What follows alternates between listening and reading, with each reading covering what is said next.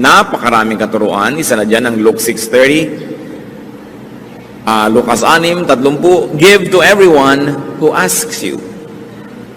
Napakalinaw ng mga turong ito. Acts 20:35, the Lord Jesus Himself said, it is more blessed to give than to receive. So it's not only commanded but also commended by God. Pinupuri at ikinakapuri ng Diyos ang pusong mapagbigay.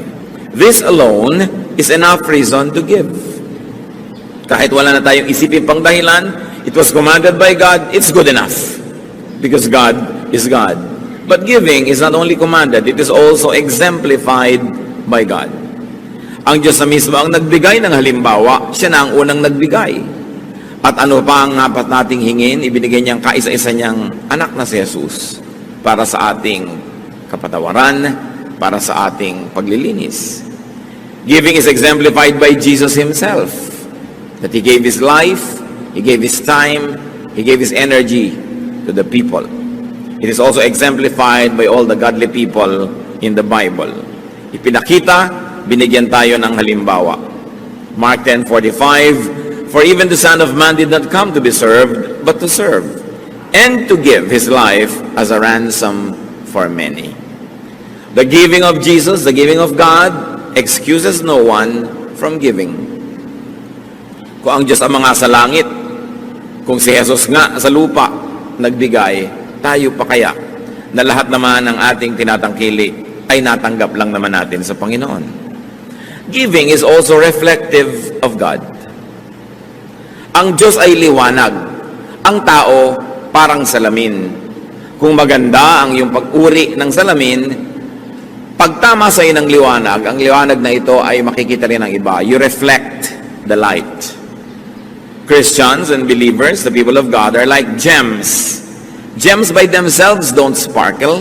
They only reflect the light.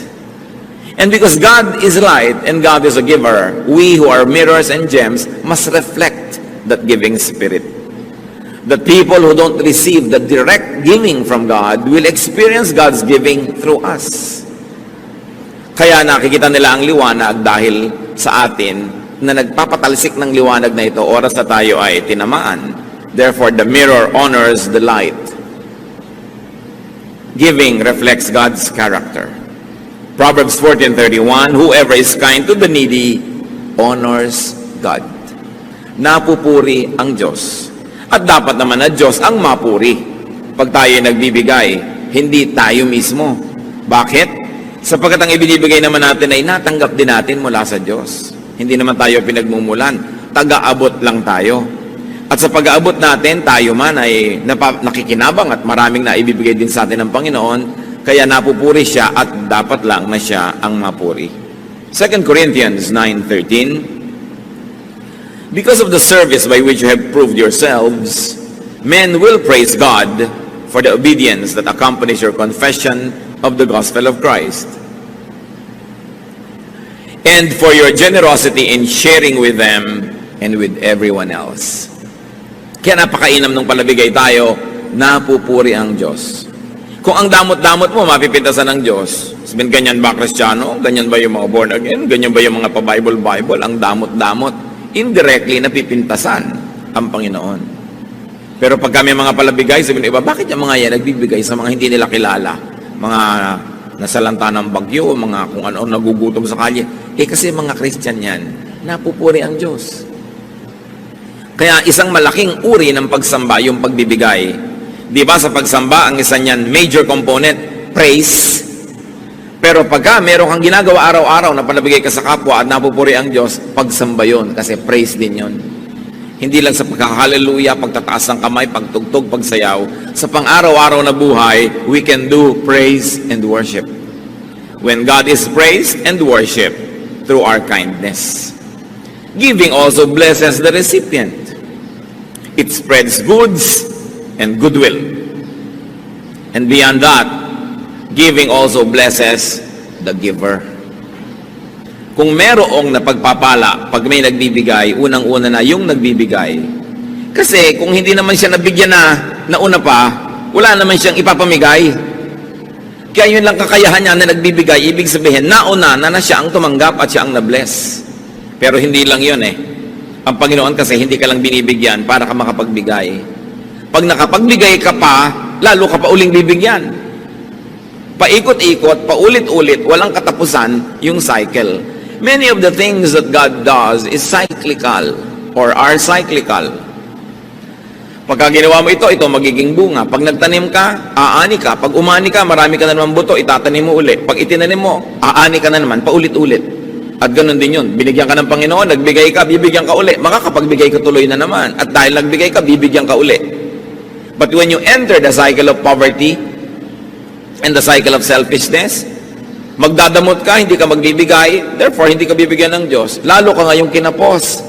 At habang kinakapos ka, lalo kang dadamot. Dahil self-preservation yung iniisip mo. Habang dumadamot ka, lalong hindi ka na naman magbibigay. At lalong hindi ka nagbibigay, lalong hindi ka na naman makakatanggap. Palubog ka ng palubog sa ginagawa mong cycle of poverty. Samantalang kung giver ka, pataas ng pataas yung cycle of abundance.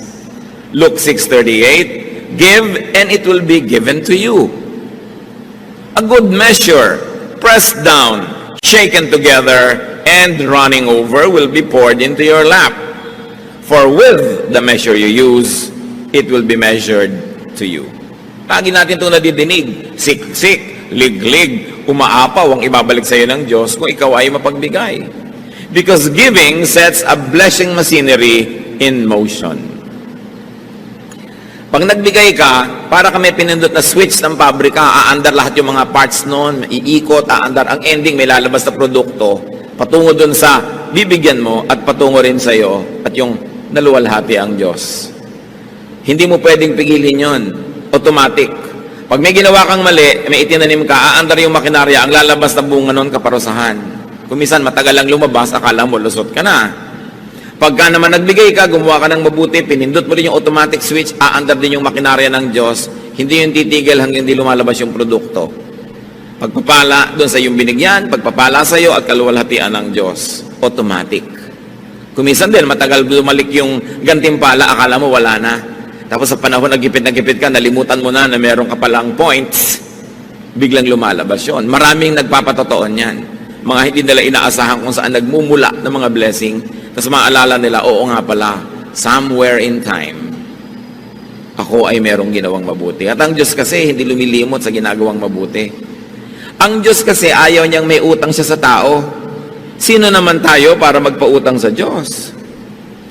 Papayag ba ang Diyos sa siya may utang sa nilalang lang niya? So oras ay kayo nagbibigay at gumagawa ng mabuti, susuklian niya ng sobra-sobra para at the end of the day, ikaw pa rin ang may utang na loob at hindi siya.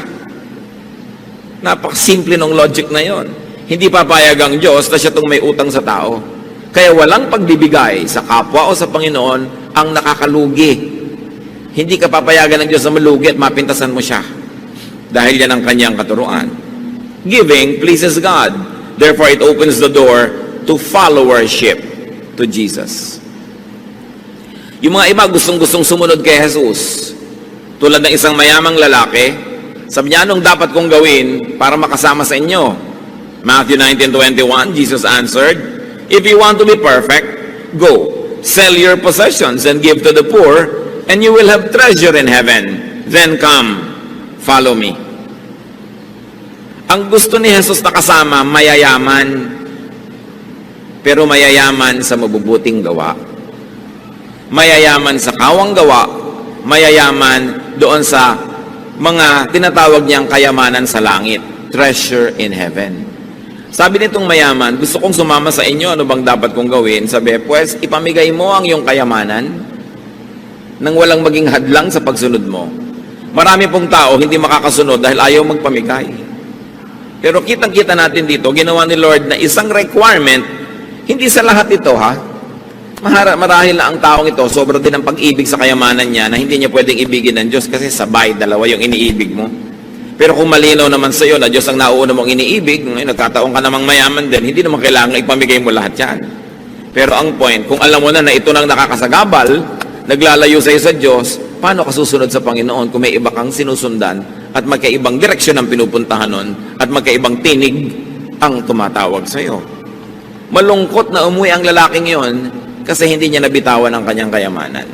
Sayang naman kasi halos 2,000 taon na nakalipas. Sasandali lang naman siya sa buhay. Hindi pa niya ginamit yung sandali na yon para maging masunurin sa Panginoon. Na kung ang hinihingi ng Panginoon sa kanyang pagsunod natin sa Kanya ay maging palabigay, this alone should motivate and inspire believers to give. What about the power to give? Bakit nating tinatawag na power ang nagbibigay?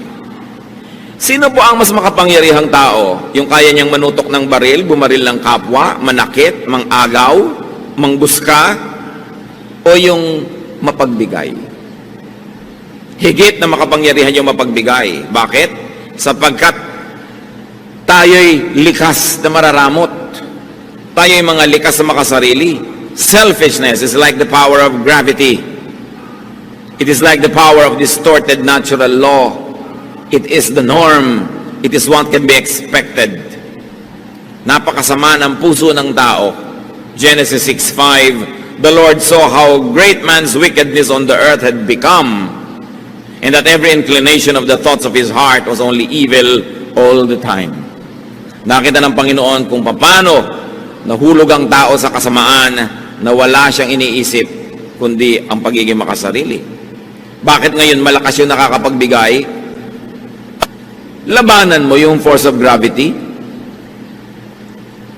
Tatalon ka sa building pero hindi ka mahuhulog dahil there is so much power, tumataas ka pa nga, yun ang power. Yung merong kang gusto mo para sa sarili mo na ibibigay mo sa iyong kapwa, makapangyarihan ka sa tulong ng Diyos. Yung mga magulang na kakainin na lang ibinibigay pa sa anak, makapangyarihan ang kilos ng Espiritu sa ganung puso. Yun ang mga tunay na tagumpay. Yun ang tunay na sinasaluduhan na kapangyarihan. Yung matanggihan ang sarili at mapagbigyan ang kapwa. It takes so much resolve and energy and power to give. That is why giving is part of praise and worship. No true worshiper comes before God empty-handed. Kahit sa Biblia, sinasabi yun, huwag kayong haharap sa akin na wala man lang bit-bit. Why? Because giving is a triumph of the divine. Sa puso natin na may Espiritu ng Diyos at sa puso nating nananahan din ang Espiritu ng kasamaan, tuwing nagbibigay ka, ang nagtatagumpay ay yung Espiritu ng Diyos. Pero tuwing nagiging makasarili ka, ang nagtatagumpay, your dark side. The selfish side. Kaya isang pagsamba na may dala-dala kang offering. Kasi kung susundin mo lang sarili mo o si Satanas, hindi mo ibibigay yun. Panghihinayangan mo yun para sa sarili mo na lang. Yung maitanggal mo sa sarili mo yun at maiabot mo at maibigay, isang malaking tagumpay ng paglaban sa likas na pagiging makasarili. Pag nakikita ko po kung paano tayo nagsusuporta sa ating mga gawain, anumang mga mission natin, anumang mga project, talagang hindi ko mo mapigil ang sarili kong purihin ng Diyos because for every person that gives, there is a triumphant spirit. And for every person, of course, that withholds, it is so saddening, not only because there is no offering, but more importantly, dahil yung tao na yon natalo ng kanyang pagiging makasarili. Natalo ng udyok ng pagiging makasarili. Now, how can we be empowered to give? To obey and to praise God? How can we be empowered to give and be good to others? First, need and want less. Para tayo makapagbigay at magkaroon ng ganong kapangyarihan, bawasan ang mga listahan ng pangangailangan at mga hinahabol-habol at mga gusto. Habang dumadami ang gusto natin na maging atin, makamkam, masarili, matamasa, andun lang yon, isa lang ang size ng puso natin. Pag maraming space doon, pinuno natin ang mga needs and wants and desires, lumiliit yung espasyo na natitira sa pagiging mapagbigay. Kaya ang una nating dapat ginagawa upang lumaki ang kapangyarihan nating magbigay, paliitin ang ating mga pagnanasa. Hindi pwedeng sabay na pinapalaki yan dahil sila ay magkokompetisyon para sa espasyo. And it takes realization and genuine enlightenment. It takes reflection and a decision to win and be a giver. Laging nagtatalo ang sarili. Sayang naman ito, papakinabangan ko to, may magagawa pa ako dito. Ecclesiastes 5:10, whoever loves money never has money enough. Whoever loves wealth is never satisfied with his income. Pagka umiibig ka sa salapi, kahit gaano karami ang dumating sa'yo, kulang. Kaya makikita mo iba, wow, buti na lang umaasenso ang buhay mo. Kulang pa nga eh, marami pa akong needs. Nakakatamad madinig. Pero pag sabi mo, wow, may bago kayo palang mga gamit, binibless ka lang, oo nga, praise God. Napakasarap pakinggan. Yung iba naman kasi daing ng daing dahil baka mautangan. Kahit ang dami-dami na, wala nga. At may mga kilala po tayo mga kapatid, mag-ingat-ingat kayo sa kasasabi nyo ng wala. Kasasabi ng wala, na wala nga. Because there is power in our spoken word. Yung meron ka na, daing ka pa ng daing, nawawala. Samantalang kahit konti, yung parang ang sarap-sarap mong magsalita na, wow, ang yaman-yaman natin, kahit konti, hindi sa pagyayabang, kundi sa pag-appreciate sa Diyos, dumadami. Subukan nyo. Sinabi nga ng Diyos, let there be light, nagka-light. So pag sinabi mo, ang bata, ang galing-galing yan, gumagaling. Pero pag sabi, ang bata yan, walang kwenta, lagi niya nadidinig, nagiging walang kwenta siya. May kapangyarihan kasi atin salita. Kaya huwag tayong daing ng daing. Lagi nilang gusto kaawaan, lagi nilang gusto makadilihensya. Kaya tuloy ang nangyayari, lalo naghihirap. Yung mga paladaing, nakaka-asenso ba yun? Pahirap din ang pahirap. Wala din namang natutupad dun sa kanilang mga pagsasalitang yan eh. Pero yung palabigay, sabi sa Proverbs 28:27, he who gives to the poor will lack nothing. The Lord will either give you great rewards or the Lord will give you the great spirit of contentment. Therefore, you lack nothing. Paano ba nagiging mayaman ang tao? Una, kung dumami ang sobra-sobra niyang pera o kung kontento siya sa konti niya, daig pa niya mayaman. Yung marunong makontento sa konti, daig niya yung marami, pero hindi kontento. Sino ang mahirap? Yung kahit ang dami-dami na, naghahangad pa ng mas marami, pobre yun, maralita. Kaya kailangan nakikita natin kung ano ang ginagawa ng Espiritu ng Diyos sa puso ng tao. Pinapayaman tayo. Kung hindi man tayo buhusan ng kutak-kutak na material na mga pagpapala, nagkakaroon tayo ng Espiritong marunong matuwa, maging sa konti. Mayaman ka rin ang feeling mo nun. Either you are rich or you're feeling rich. Sino bang mas masaya sa dalawa? Di ba yung feeling rich? Kahit na hindi naman talaga, pero you feel rich. Nakita nyo yung mga tindera sa palengking nagpapapedicure pa habang nakaupo sa isang sakong kamote. Feeling rich. 30 pesos lang yung pedicure niya, pero donyang-donya siya. May mga bulak pa sa pagitan ng mga daliri. No? Talagang akala mo, napakasaya. Pero kung ang dami mong pera, you are not feeling rich, nagrereklamo ka pa rin, pobre ka, kawawa naman. So learn contentment. 1 Timothy 6:6, but godliness with contentment is great gain. For we brought nothing into the world, and we can take nothing out of it. But if we have food and clothing, we will be content with that. Pinanganak ka daw na walang dala, aalis kang walang dala. Ano lang ang pwede mong dalin doon sa kabilang buhay? Yung naideposito mo habang nabubuhay ka dito sa bangko ng paggawa ng mabuti. Yung mga gumagawa ng mabuti, palabigay, nagde-deposit ang withdrawal sa langit. Hindi mo pwedeng dalin, pero pwede mong i-deposit habang nandito ka, doon na lang ang withdrawal. Pero yung dala-dala mong lahat na matay ka, wala kang madadala. Kasi sinasabi ni Lord, gather for yourselves treasures in heaven, na hindi kayo mananakawan at hindi uuurin o kakalawangin ang inyong mga kayamanan. Sabi ganun, kailangan ganun.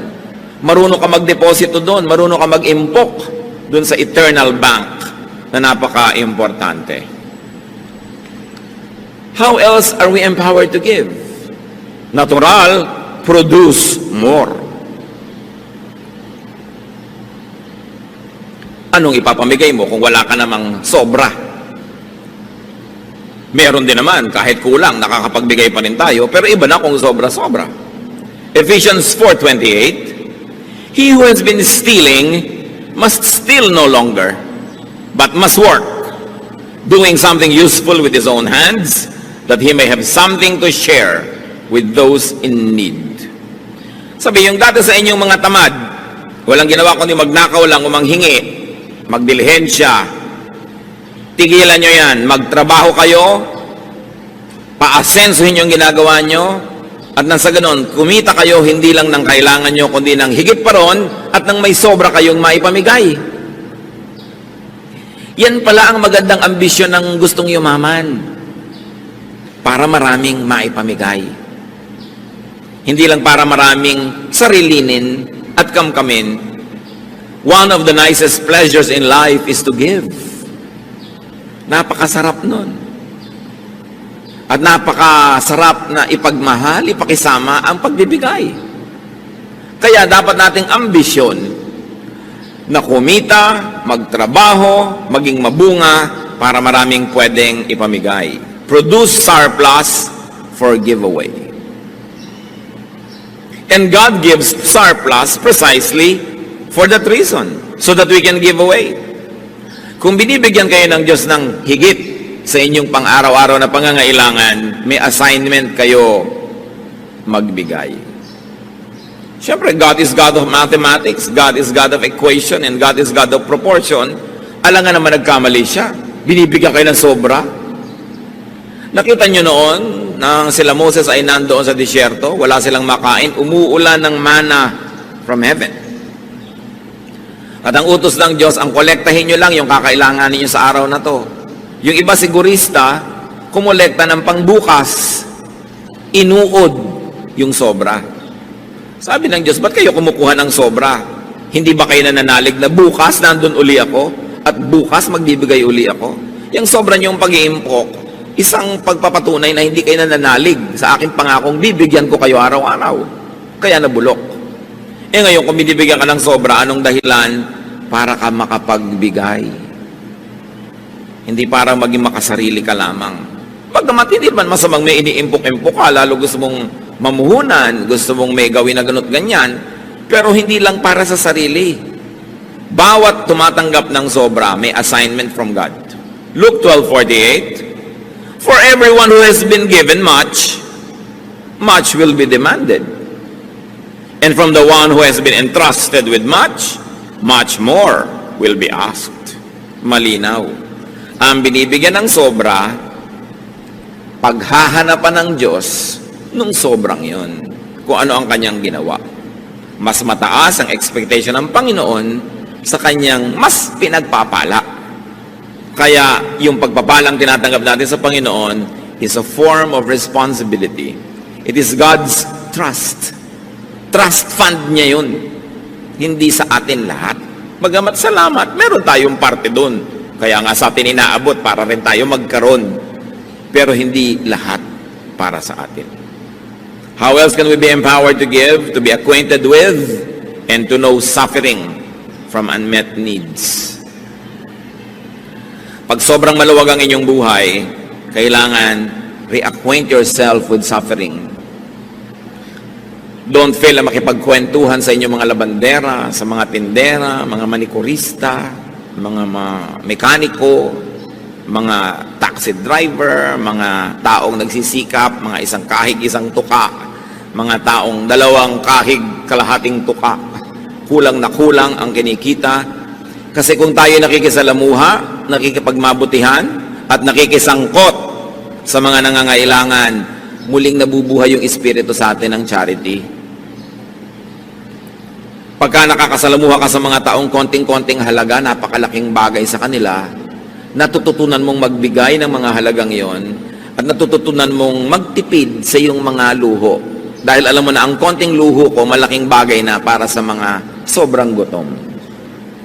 Pero pag tayo nag-social climb at ang lagi niyong kasalamuha, yung big spenders, yung napakararaming pera at hindi makapagkapwa, sarili ang inaasikaso, gumagastos ng napakalalaking mga pera para sa mga hindi naman mga masyadong kailangan sa buhay.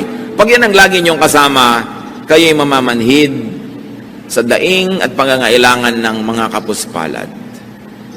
At ang gagawin ninyo, makikisama kayo sa kanilang mga paglustay, sisikapin yung kumita ng maraming-marami para lang kayong makasabay sa kanilang mga kaluhuan. Pero hindi tayo dapat maligaw. Tayo ay may pananagutan sa ating kapwa. Kaya dapat, kahit ang ating mga anak, kung lumalaki sa ginhawa, dapat nyo silang iminumulat sa mga pangangailangan ng mga sarili nilang mga pinsan na maaaring higit na nagdarahop kaysa sa inyo.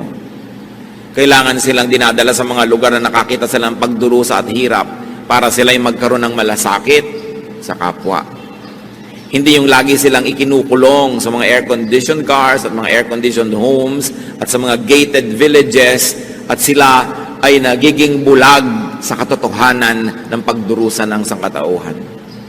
Dapat lagi tayong nagre-reacquaint. Katulad ng Panginoong Yesus, ang anak ng Diyos ay bumaba mula sa ginhawa at luwalhati ng langit para makisalamuha sa mga tao, para maranasan niya ang hirap ng mga tao, at nang sa ganon, hindi lang niya nauunawa sa isip, alam niya sa gawa kung paano makipaglaban sa kasalanan at kahirapan. At dahil ang anak ng Diyos ay nabuhay bilang tao, at dumanas ang lahat ng uri ng tukso, na salamat na lang at kanya na pagtagumpayan, ano ang naging bunga? Naging mapagtanggap si Jesus sa mga makasalanan, mapagpatawad, maibigin, mapagbigay, mapagpagaling, sapagkat naramdaman niya ang lahat ng hirap. Siya man ipinanganak doon lang sa pakainan ng hayop, sa kahon na nilalagyan lang ng pagkain ng hayop, sa sabsaban. Siya man ay ipinanganak sa bahay ng hayop, hindi sa bahay ng tao. Siya man ay nabuhay sa isang pamilyang ubod ng hirap, sa isang napaka-makalumang bayan, sa isang kawawang nasyon na Israel na inaapi ng mayamang Roma. Alam ni Jesus ang pagdurusa, kaya marunong siya magbigay.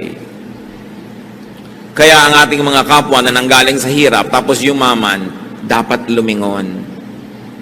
Hindi yung tatalikuran mo ng todo ang iyong paghihirap, at ang mga kilala mong mahihirap at pipilitin mo na ngayong makibarkada na lang sa mga mayayamang tulad mo rin naman ay galing din sa pusali at pare-pareho kayo nagpapanggap at nagbubulag-bulagan sa mga pangangailangan ng iba.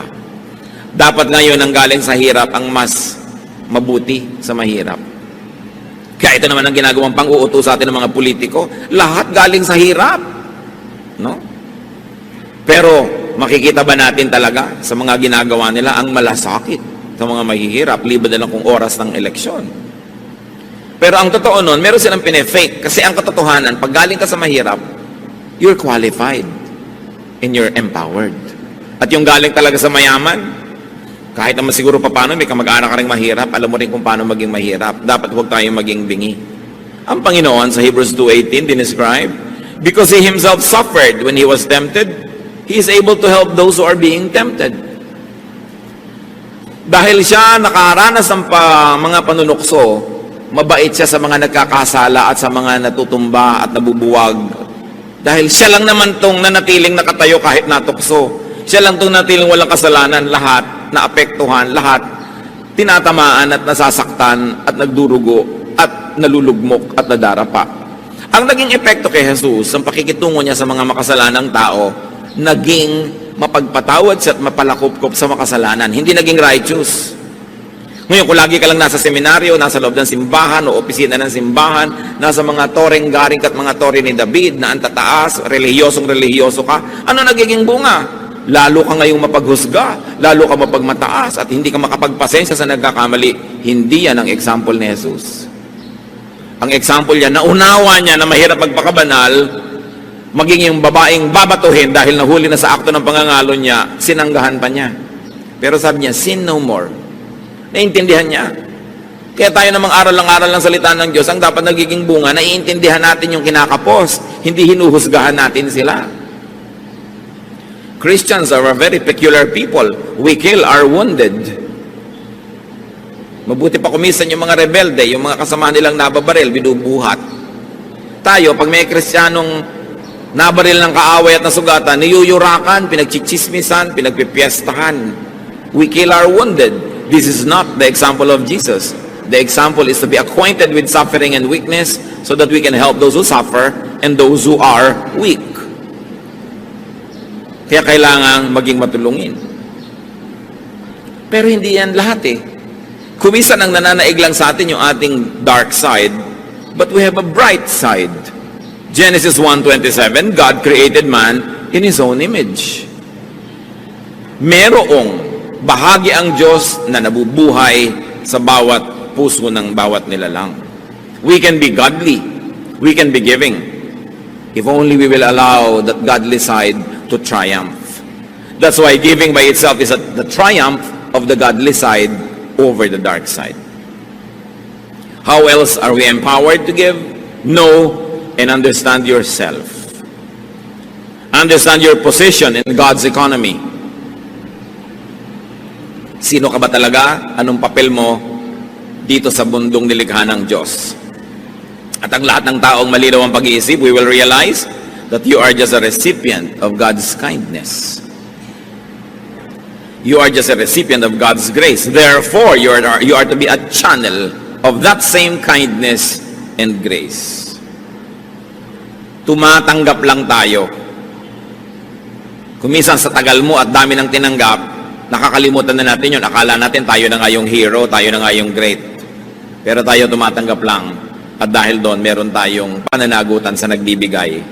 Luke 14:13-14. But when you give a banquet, invite the poor, the crippled, the lame, the blind, and you will be blessed. Although they cannot repay you, you will be repaid at the resurrection of the righteous. Sasabihin ng mga tao, Pastor, yung po ba mga Christian nagdedebu? Yung po ba mga Christian naghahandaan? Yung po ba mga Christian nagpa-party? I say, yes, lalong dapat. Kasi mga anak tayo ng Diyos, dapat natin ipagdiwang ang Diyos. Pero may pagkakaiba. Ang Kristiyano nagpa-party, nagluluto at naglalaan ng isang bahagi ng kanyang handa, ipinapakain niya sa mga kapuspalad na nandun sa mga lansangan. Ng mga Kristiyano at anak ng Diyos na naghahandaan, nagsasaya, laging may bahagi para ipamigay. Kasi mahirap naman yatang sundin yung hindi nyo kilalang lahat ng sinasabing poor, crippled, lame, blind nasa party nyo, di ba? Kahit gaano kayo kabanal, hindi naman siguro kayo sobrang mag-e-enjoy, ang daming hindi nyo kakilala. So anong gagawin nyo? Ipadala nyo yung dapat nyo ipakain kung saan man sila naroon. Mga Kristiyano na isang buong pamilya kakain sa restaurant, ang dami-daming kinain. Why don't you order 2 or 3 dishes at ibigay nyo sa mga waiter na nagsilbi sa inyo? Iuwi naman nila sa pamilya nila, makapag-party rin sila kahit man lang pansit. Yun ang pinagkaiba. Ang mga Kristiyano kasi, may pagkakaiba, bagamat pare-pareho tayo ng ginagawa, meron ka laging kaibahan. At ano yun, ikay palabigay. Kahit pa nga, hindi naman sobra. Sabi ni Job 1:21, naked I came from my mother's womb, naked I will depart. So don't take it all, and don't hold on too tightly. Huwag masyadong mahigpit ang hawak. Ang totoo niyan, dahil tayo makasalanan, we don't really deserve all the good we receive. We don't really deserve all the good we desire. Romans 3:12, all have turned away. They have together become worthless. There is no one who does good, not even one.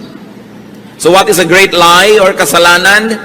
That you deserve the good life. What we deserve is hell. Yun ang totoo nun. Dahil patuloy tayo nagkakasal at kinakapos. Kaya mga advertisement ng maluluhong mga bahay, kondo, maluluhong mga salon, spa, laging, you deserve the good life. Scientific ang mga advertising, ha? Ba't nila sinasabing you deserve? Kasi maraming kliyente, pag gumagastos ng marami talaga, nagigilty. Kaya para talikuran mo na yung guilt mo, sige na, gumastos ka na, you deserve it. Paulit-ulit yun. The life you deserve. The home you deserve. Di ba? Katulad nung mayamang lalaki na akala niya siya na talaga ang hero kung ba't siya yumaman sa Luke 12:19. Matapos siyang ang daming inani, inipon niya, nagdagdag pa siya ng mga bodega, and I'll say to myself, you have plenty of goods laid up for yourselves for many years. Take life easy, eat, drink, and be merry. Pero siya itinuwid ng Diyos. Sabi ng Lord, you fool, that's not the way. Not just because you work so hard, you have already earned it. The lie that we deserve good things desensitizes us to want, to get, and to waste more. Yung I deserve it naman eh. I worked so hard, so I deserve this. we are not really that good. Kuminsan dumadating sa'yo ang daming pagpapala, ang daming mga material blessings, maraming success, dapat mong huwag makalimutan, pinagpapala ka lang. O tulad ng sinasabi ni Solomon, well, sinuwerte ka lang, huwag ka maniwala na ikaw talaga lahat ang dahilan kung bakit ka matagumpay. Sabi niya sa Ecclesiastes 9:11, I have seen something else under the sun. The race is not to the swift or the battle to the strong, nor does food come to the wise, or wealth to the brilliant, or favor to the learned, but time and chance happen to them all. Yan, naobserbahan ko yan. Hindi naman lahat ng mabilis tumakbo na nanalo sa karera. Hindi naman kung matalino ka, ikaw ang may kakaining masarap. Hindi kung ikaw ay matalino, yayaman ka. Sabi ganon, tsamba-tsamba kumisa. Panapanahon, swerte-swerte. Time and chance happen to all. At lahat sa atin na nagtagumpay at patuloy na nagtatagumpay, alam nyo, ang laki ng element ng chance. Kung hindi man chance, well, binless kayo ni Lord, pinlano niya. Pero kung hindi, sabi ni Solomon, hindi ka naman nanalo dahil ikaw yung pinakamagaling eh. Hindi, minsan naman, ikaw yung nakukuha. Kahit yung offer mo, hindi pinakamaganda. Sabi gano'n, nagkakataon. O kung hindi man nagkataon lang, talagang Diyos ang may bigay. Lalong, dapat ka maging humble, huwag ka maging mayabang. Sasabihin mo, I deserve this. Dahil hindi naman lahat ng nagsisikap, umaasenso ah. Hindi lahat ng nagtatrabaho ng mabuti, nagkakaroon ng mga reward agad. May X factor yan na hindi natin alam that should keep us humble. Hindi ko man nagtap ka sa board o sa bar, ang galing mo. Nagkataon na yung pinag-aralan mo, yun ang natanong. Hindi naman kung bumagsak ka, hindi ka na marunong. Ang dami-dami mong alam, yung pang hindi mo alam ang naitanong-tanong. Maraming ganyan. Kaya kailangan talaga lagi kang umaasa sa pagpapala ng Diyos. And that we should always be humble, and we must be less and less selfish. Everything good that you have came and comes from God. Ecclesiastes 5:19, God gives man wealth and possession and enables him to enjoy them. This is a gift of God. Regalo. James 1:17, every good and perfect gift is from above, coming down from the Father. So a realistic, humble, and grateful attitude necessitates and empowers giving. Pagka makatotohanan ng pagkakilala mo sa iyong sarili, ikay mapagpakumbaba at tumatanaw ng utang na loob sa Diyos, magkakaroon ka ng lakas para maging mapagbigay. The godly way to react to so much suffering and needs around us is to give more. Giving, by the way, is not only for the rich. It is also for the unrich. Akala natin yung mga mayayaman lang ang dapat magbigay. Kaya sa maraming churches, yung konting pamilyang may kaya, sila na lang lagi ang taya. Yung iba lagi na lang, ay, mayaman si sister ganun, mayaman si ka ganun. Mark 12:42-44, sa offering, inobserve ni Lord yung mga tao, but a poor widow came and put in 2 very small copper coins, worth only a fraction of a penny. Calling his disciples to him, Jesus said, I tell you the truth, this poor widow has put more into the treasury than all the others. They all gave out of their wealth, but she, out of her poverty, put in everything, all she had to live on. Binibilang pala ng Panginoon yung mga hinuhulog ng mga tao doon sa offering box. Siyempre, yung mayayaman, yung mga supot nila ng mga punong-puno ng mga silver, mga gold, mga coins, pag lumaglag yun doon sa loob, ang lakas ng tunog. Merong isang babaeng ubod ng hirap, balo, naglaglag lang siya ng 2 pagkanipis-nipis na barya. Siguro manipis pa sa pinipig. Wala man lang tunog. Pero sabi ni Jesus, kita niyo yung babaeng yon? Yan ang pinakamalaking donor ng church na to. Ha? Ang liit nga ng binigay. Bakit siya ang pinakamalaking donor? Lahat binigay niya, wala nang natira sa kanya. Ang binibilang pala ng Panginoon, hindi yung inilagay mo, kundi yung natira pa sa'yo, matapos ka maglagay. At doon nakabase sa kanya kung sino ang biggest donor. Nakikita natin, giving is not only for the rich. Giving is for everybody. From each according to ability. That is how it should be. So you can give from your own neediness. Hindi an excuse. Nung nagkaroon ng kontribusyon ng mga churches all over the known world, pati yung mga poor churches, akala nyo exempted? Hindi. Merong isang super hirap na church na puri masyado. Kasi hindi siya nagpa-exempt dahil mahirap siya. Siya pa ang nagpilit na isali siya sa mga magbibigay sa pangangailangan. 2 Corinthians 8:2. And now, brothers, we want you to know about the grace that God has given the Macedonian churches. Out of the most severe trial, their overflowing joy and their extreme poverty welled up in rich generosity. For I testify that they gave as much as they were able and even beyond their ability. Sabi ni Paul, alam nyo yung mga churches sa Macedonia, sa kabila ng kanilang sobrang mga kagipitan, lalo namang nag-umapaw ang kanilang pagiging pagbigay. Sa tingin ko, pinakamayaman sila sapagkat sa kabila ng yon, lampas pa sa kaya nila ang ginawa nila. And up to now, we are talking about this Macedonian churches.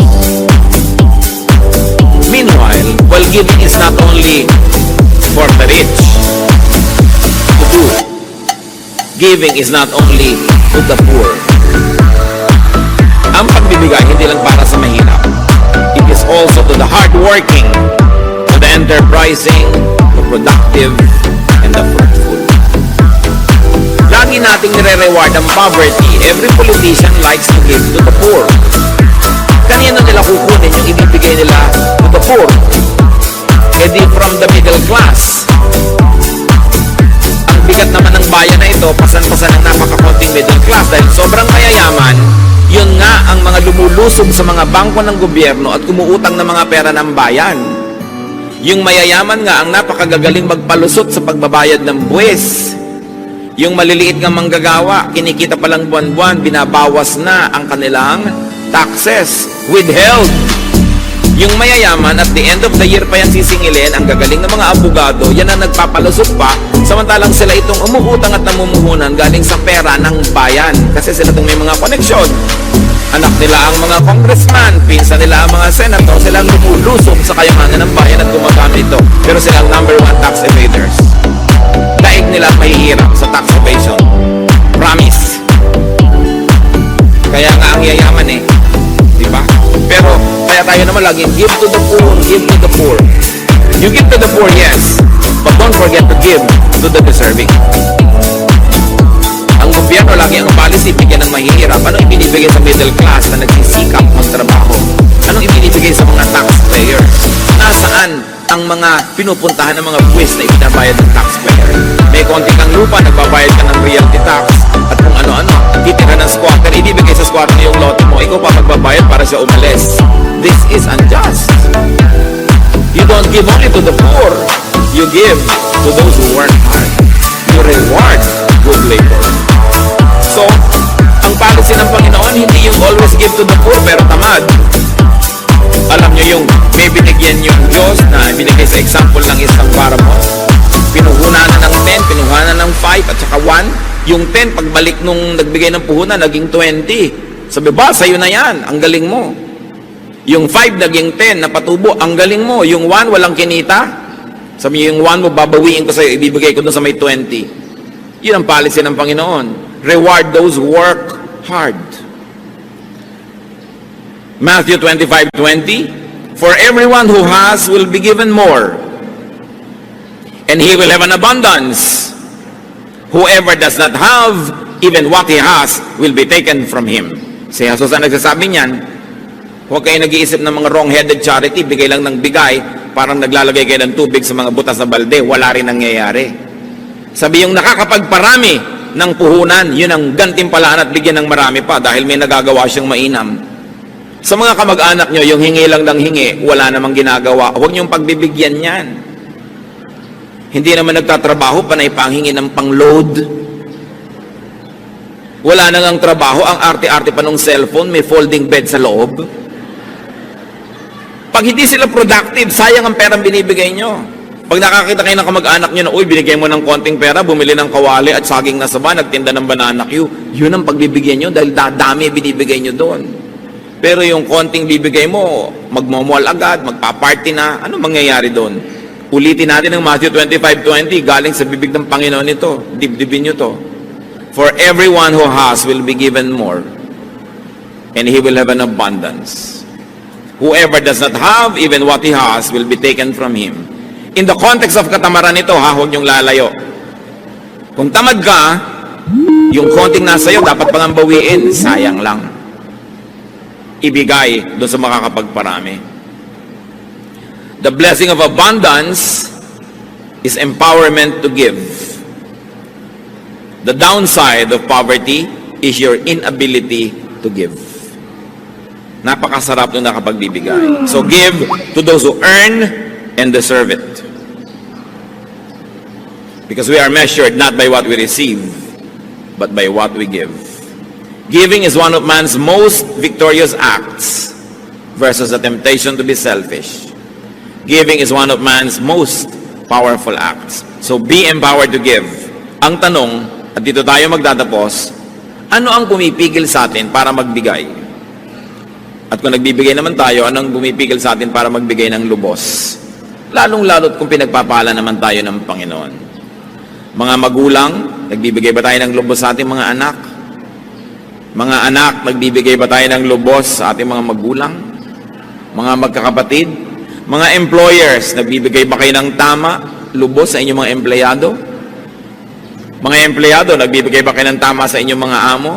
Na kayo'y matapat, nagtatrabaho ng mahusay? Ang pagbibigay ay utos ng Diyos, halimbawa ng Diyos at ng Panginoon, at ipinangako niyang pinagpapala niya ang nagbibigay.